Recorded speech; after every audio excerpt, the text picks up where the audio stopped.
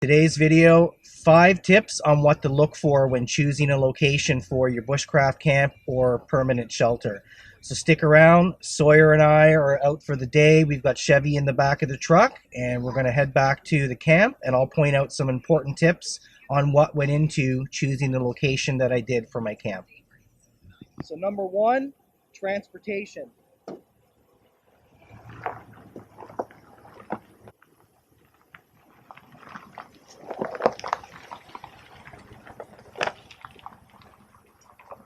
So if you've got a Mazda Miata, you're going to have quite a hard time finding a little bit more remoteness. So ideally, you've got some type of 4x4 or ATV.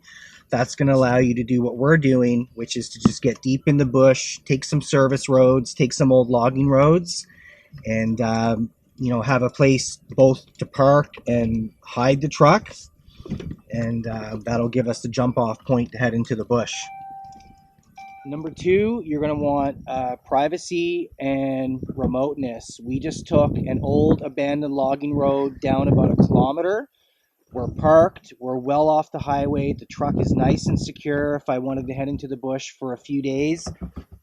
Our campsite is this way, okay? There's no reason for any human being to randomly just want to walk through the bush in that direction to accidentally stumble upon my camp. It hasn't happened in 2 years. It's not going to happen.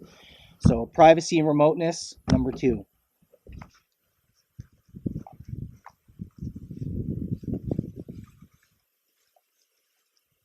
Number 3, whose land are you on? That's an important one. You know, you can't be tromping through the woods through someone's private property.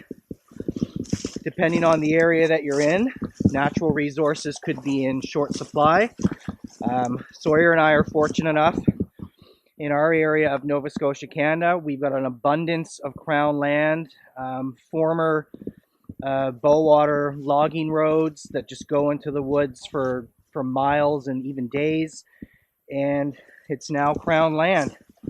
Okay, it's free to use as long as I'm obeying the fire laws and I'm doing what I'm supposed to do to protect Mother Nature. This is ours to use. So that's an important one. It's just whose land, and do you have permission to be on said land? Number 4, natural resources. This is actually a ground-fed brook. During the winter, it's a nice, steady, flowing brook. During the fall, during the summer, not so much, but I still have never come here and not had water.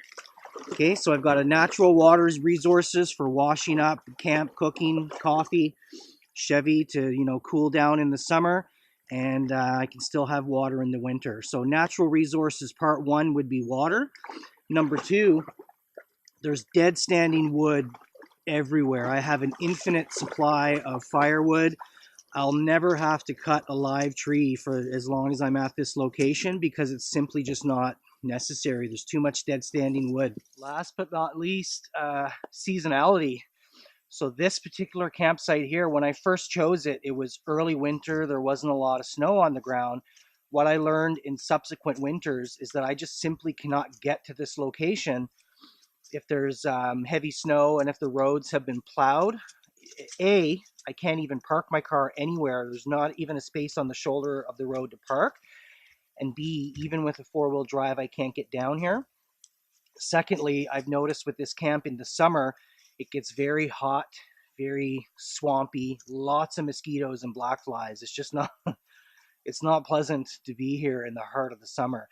So I've got spring and fall, which it's in now, and I could use this without any issues.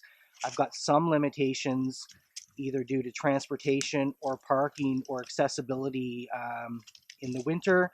In summer, it's just, quite frankly, not a cool spot to be unless you like hanging out with bugs. So that would be number 5, is just think about how accessible your camp is going to be in all 4 seasons before you start. building out your shelter. So that concludes the video. If you've watched it and you've got some useful tips out of this, drop me a comment, let me know. If you've never started a camp and you actually found this video as a result of trying to do some research, I'd love to hear from you as well. And I'll just leave you with a quick tour of the camp. I'll do a little 360 here. 360, No scope. It's like a Fortnite. Here's the lean-to shelter. Hey, there's Sawyer. Hey, Sawyer. So we've got our bushcraft shelter, the firewood pile here. We've got the fire pit. Down that way, we've got our water source. And down this way is the car that, as you can see, about 3 or 4 kilometers in, no one can see this campsite. No one is going to stumble upon this campsite accidentally. There's just no reason for them to do it. And that concludes the video. So thanks for watching, and we'll check you guys out next time. What if they want to come and check out and explore it? Maybe they could find it then. If someone else wants to check it out and explore it, maybe someone could find it. Maybe we'll leave a notebook for them to leave a note to say I was here.